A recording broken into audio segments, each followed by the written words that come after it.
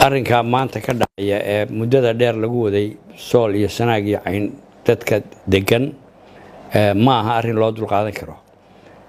waxa xoolaha geela waxaan ku maqli jiray waa la tolaado markaasay ogolaysiiyaa ilmaha toliin baa lagu ogolaysiiyaa marka toliin laydinku ogolaysiin kari maayo.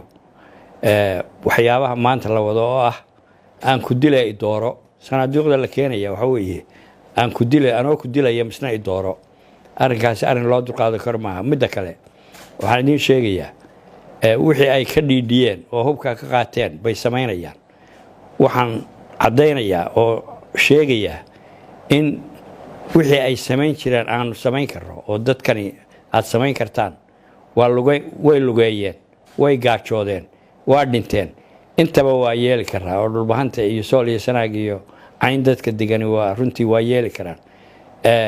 weliba waxaa intaa dheeraada waan sheegayaa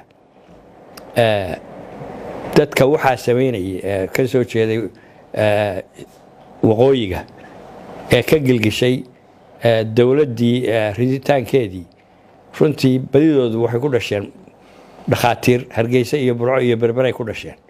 dadka ay waxaa ku samaynayaan waxay badidoodu ku dhasheen ayda geed hoostii bay ku dhasheen. marka waa samayn karaa, waa la lugeyn karaa, waa la gaajoon karaa siday samayn jireen oo isku xoreeyeen si lamida ama kasii maxay tahay qoto dheer baanu bay samayn karaan dadkaasi.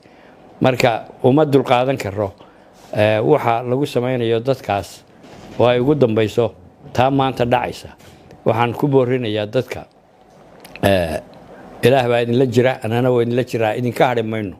haddii aanu baryo aamusnayn runtii waa hadlaynaa, garabkiinaanu taagannahay, waa idinla howlgelaynaa. isku kaayo halleeya, halgankaana wada, insha allah waa guulaysan doonaa. maantana waxaa muuqata dabayshii caafimaad, dabayshii xorriyadeed baa muuqata. taasaynu isugu imaanaynaa haddii la yidhi